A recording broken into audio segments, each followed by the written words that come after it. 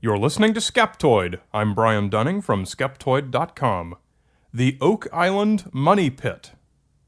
It began as every boy's dream adventure, like a chapter from Tom Sawyer. It was the year 1795 when young Daniel McGinnis, a lad of 16, rode to Oak Island in Nova Scotia on a journey of exploration. On the eastern end of the wooded island he found something out of place.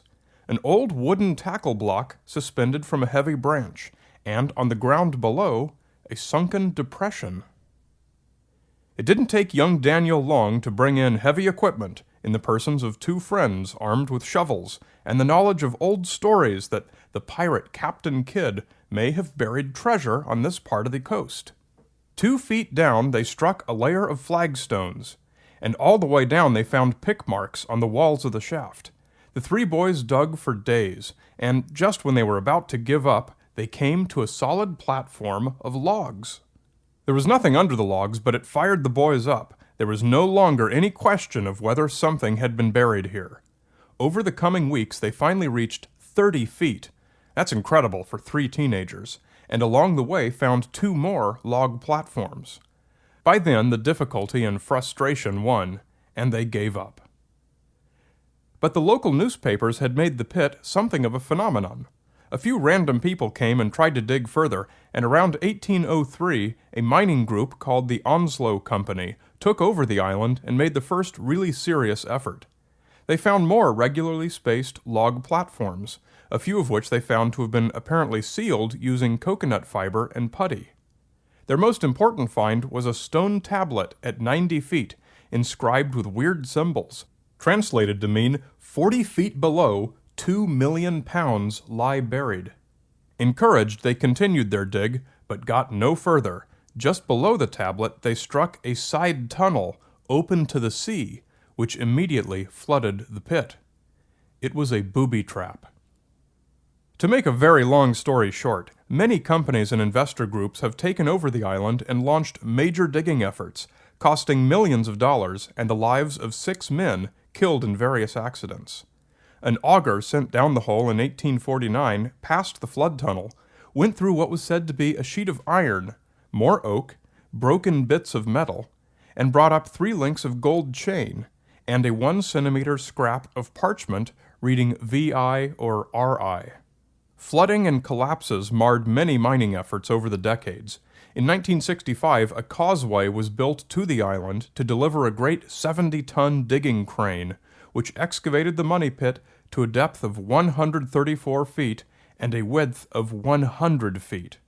In 1971, workers sunk a steel caisson all the way down, finally striking bedrock at 235 feet. They lowered a video camera down into a cavern at the bottom of the shaft, but whether it shows nothing interesting or a spectacular pirate's cave seems to depend on whose account you read. After more than 200 years of excavation, that entire part of Oak Island is now a wasteland of tailings and abandoned gear, and the location of the original money pit is no longer known. What might have been buried at the money pit? Theories abound beyond the popular local notion of Captain Kidd. Other pirates said to have buried loot in the region include Henry Morgan and Edward Teach, as well as Sir Francis Drake and Sir Francis Bacon. Some suggest the Vikings. An interesting nomination is that of the British Army protecting payroll during the American Revolution, whose Royal Corps of Engineers were about the only folks at that time with the ability to construct such a system, with subterranean flood tunnels leading to the sea. I've long been curious about a couple of elements from the Oak Island story. First, the coconut fiber.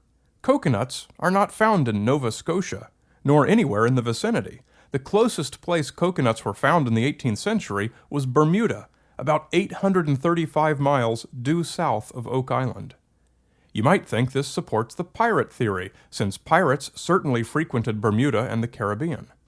Some accounts of Oak Island have said that coconut fibers were found in large quantities buried beneath the beach, though this has never been evidenced. A 1970 analysis by the National Research Council of Canada did identify 3 of 4 samples submitted as being coconut fiber. Radiocarbon dating found that the coconut came from approximately the year 1200, 3 centuries before the first European explorers visited the region, and 2 centuries after the only known Viking settlement, more than 600 miles away.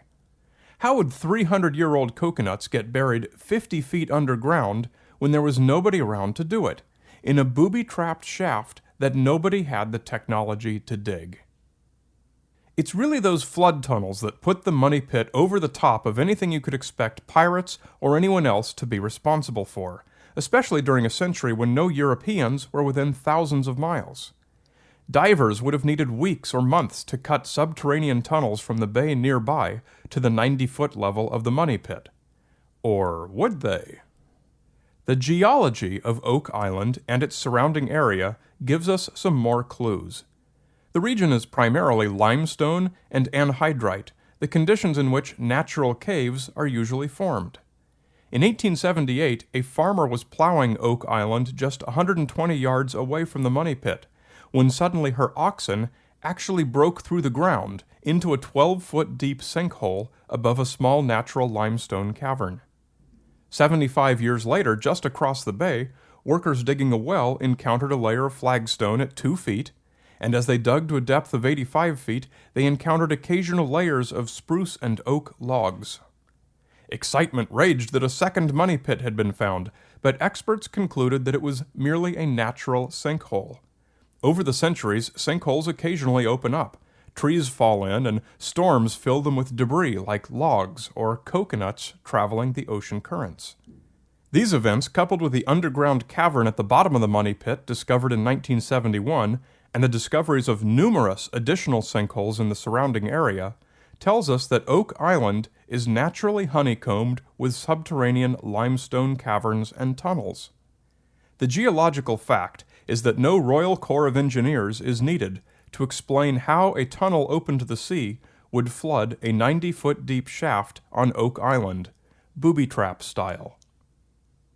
Obviously, the story has plenty of elements not thoroughly explained by the theory that the money pit was simply a natural sinkhole consistent with others in the area.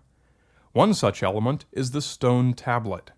There's a link to a drawing of it made by investigator Joe Nickel in the online transcript of this episode. No photographs exist of the stone, nor any documentation of where it might ever have physically been. The transcribed markings are in a simple substitution cipher using symbols borrowed from common Freemasonry.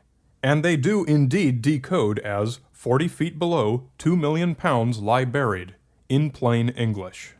The stone tablet made its appearance in the Onslow Company's records, coincidentally, about the same time they were running out of money and their pit flooded.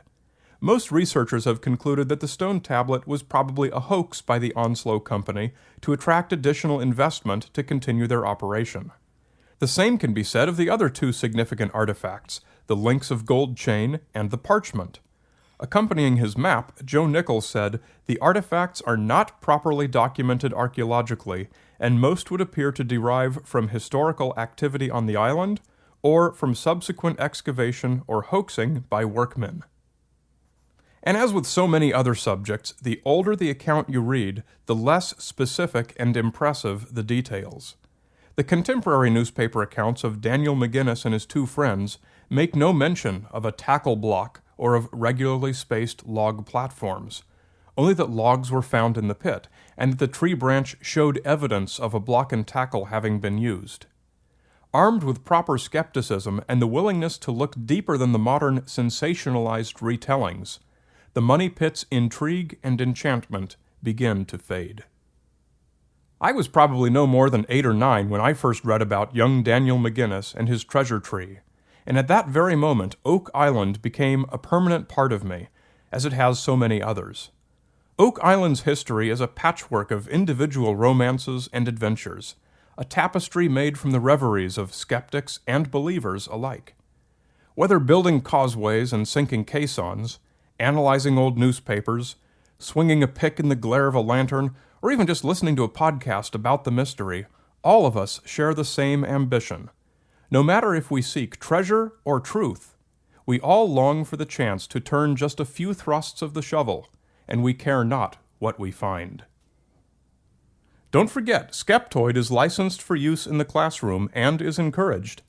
Come to Skeptoid.com for information about my newest in-person presentation, Sounds from Beyond, a fun-filled hour packed with weird actual recordings and strange sounds, guaranteed to educate and amuse as we apply scientific thinking to learn exactly what these phenomena really are.